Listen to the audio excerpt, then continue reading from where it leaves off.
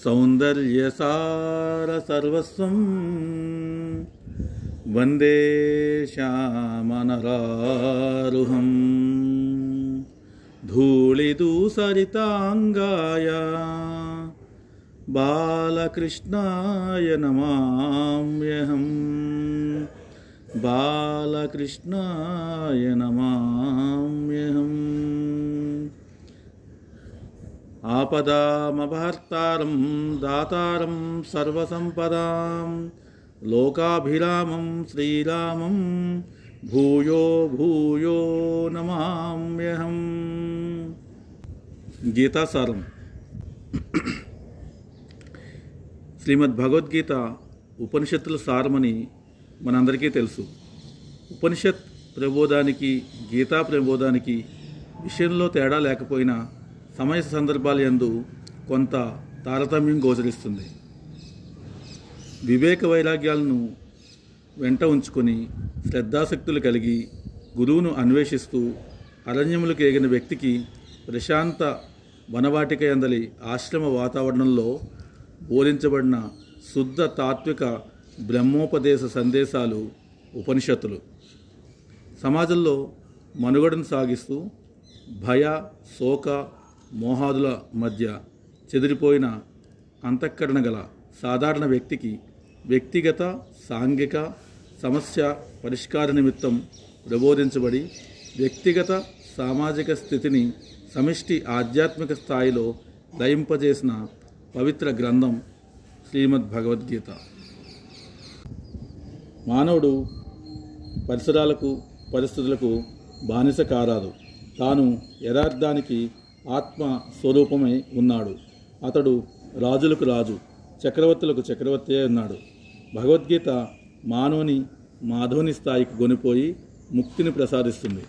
జనన మరణ సంసార చక్రం నుండి విడుదల చేసి మానవునికి ఆత్మ సాక్షాత్కారం నొసంగి ఆశీర్వదించుటయే భగవద్గీత ముఖ్య ఉద్దేశ్యం.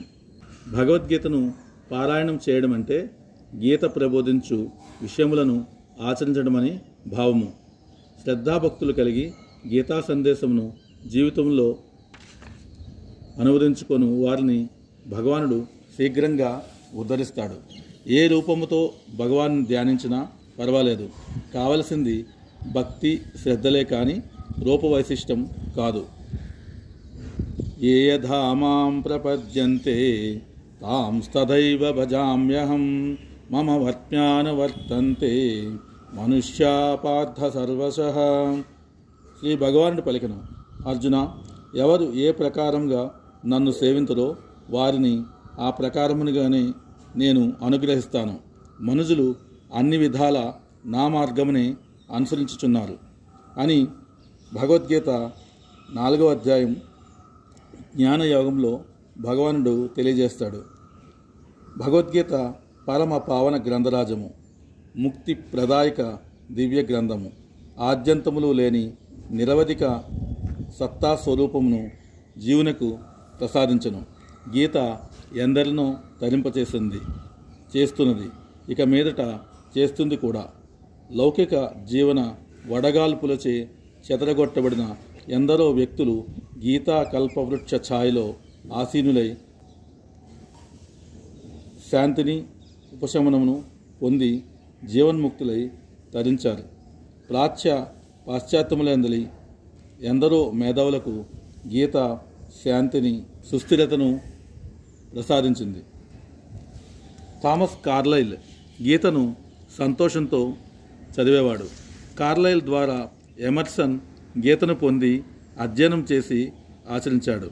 వారన్ హేస్టింగ్స్ భగవద్గీత వలన దివ్య స్ఫూర్తిని పొంది వాట్సన్ చేత గీతకు అనువాదం వ్రాయించి తన ఆముఖంలో ఈ విధంగా ప్రచురించారు. Gita's India shall be invisible. గీతను ప్రసాదించిన భారతదేశము అజేయము అని వారన్ హేస్టింగ్స్ తన అభిప్రాయాన్ని వెలిబుచ్చారు. ఎడ్విన్ ఆర్నాల్డ్ అద్భుత పద్యములలో గీతను రచించగా అనిబిసెంట్ అపూర్వ గద్యమును రచించి పరిశీలించి ప్రాచుర్యమును కలిగించెను. వాల్ట్ లైట్మన్ గీత ద్వారా శాంతిని పొందెను. విక్టర్ హోగో గీత ద్వారా ఓదార్పును, ఆనందమును పొందెను.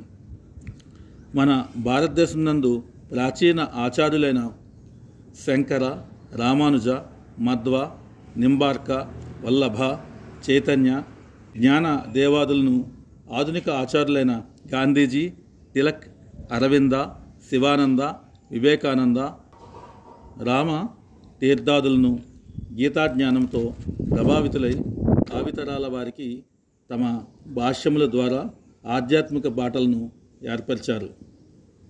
ఈరోజు మనం శ్రీమద్ భగవద్గీత అర్జున విషాద యోగం మొదటి అధ్యాయంలోని 11, 12 శ్లోకాలను పారాయణ చేసే ప్రయత్నం చేద్దాం. శ్రీమద్ భగవద్గీత. శ్రీకృష్ణ పరబ్రహ్మణే నమః. శ్రీమద్భగవద్గీత అథ ప్రథమోऽధ్యాయః. అర్జున విషాద యోగః. సంజయ ఉవాచ అయనేషు చ సర్వేషు యథా భాగమవస్థితాః భీష్మమేవాభిరక్షन्तు భవంతః సర్వ ఏవ హి. ఈ అర్జున విషాద యోగంలో సంజయుడు ధృతరాష్ట్రునికి కురుక్షేత్రం యొక్క యుద్ధ దృశ్యాన్ని వివరిస్తున్నాడు. ఇందులో భాగంగా దుర్యోధనుడు తన వారందరికీ ఈ విధంగా చెప్తున్నాడు.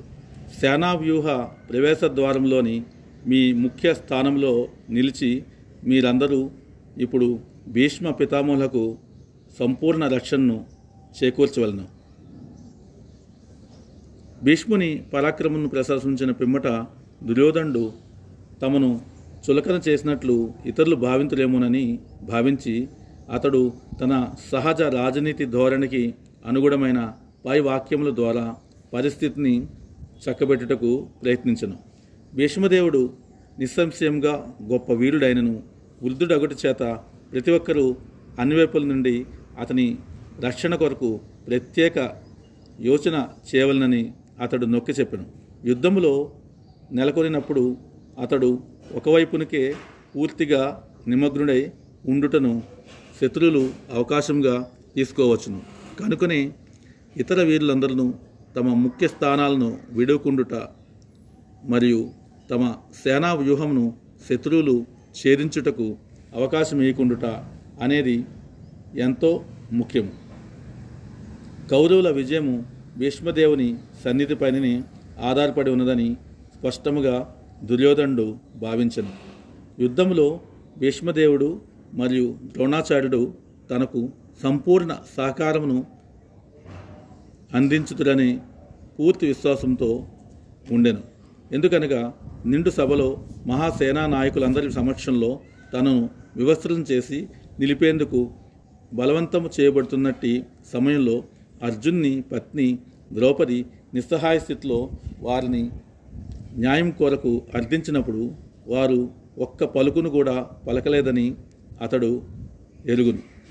అతడు ఆ ఇరువురు సేనానాయకులు పాండవుల పట్ల కొంత మమకారమును కలిగి ఉందిరని ఎరిగినప్పటికీ జూత క్రీడ సమయంలో చేసినట్లే వారిప్పుడు కూడా ఆ మమకారమును పూర్తిగా త్యజింతురని ఆశించను.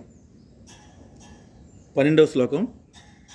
సంజయ ఉవాచ తస్య సంజనయన్ హర్షం కురు వృద్ధ పితామహః సింహనాదం వినోద్యోచ్చైః శంఖం దద్మౌ ప్రతాపవాన్.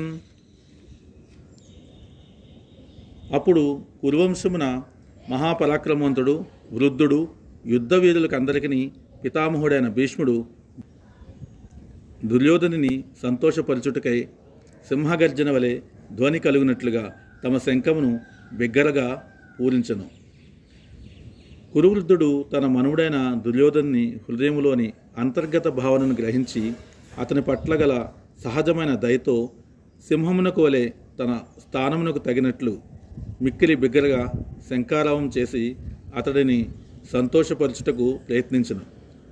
దేవాది దేవుడైన శ్రీకృష్ణ భగవానుడు శత్రుపక్షములో ఉండుట చేత దుర్యోధనునికి యుద్ధములో విజయావకాశమే ఉండదని భీష్ముడు వ్యాకులుడైన తన మనుమునికి పరోక్షముగా శంఖపు సంకేతముతో సూచించను. ఏమైనను యుద్ధమును నిర్వహించుట అతని కర్తవ్యమొగటి చేత అతడు ఈ విషయంలో ఎంతటి కష్టమునికైనా వెనుదేయడు. హరి ఓం. అందరికీ నమస్తే అండి. శ్రేష్ఠ టీవీని విశేషంగా ఆదరిస్తున్న వారందరికీ నాకు ప్రత్యేక నమస్సుమాంజలి. వారికి అనేక ధన్యవాదాలు. ఇదే విధంగా శ్రేష్ఠ టీవీని వీక్షిస్తూ ఉన్న వారందరికీ ఒక విజ్ఞప్తి ఏంటంటే, వారందరూ దయచేసి శ్రేష్ఠ టీవీని సబ్స్క్రైబ్ చేసుకోండి. మీ మిత్రులకు, స్నేహితులకు, బంధువులకి ఈ శ్రేష్ఠ టీవీ యొక్క వీడియోలను షేర్ చేయండి. అంతేకాకుండా మీకు నచ్చినట్లయితే ఖచ్చితంగా లైక్ చేయండి. ఓపికగా విన్నందుకు ధన్యవాదాలు.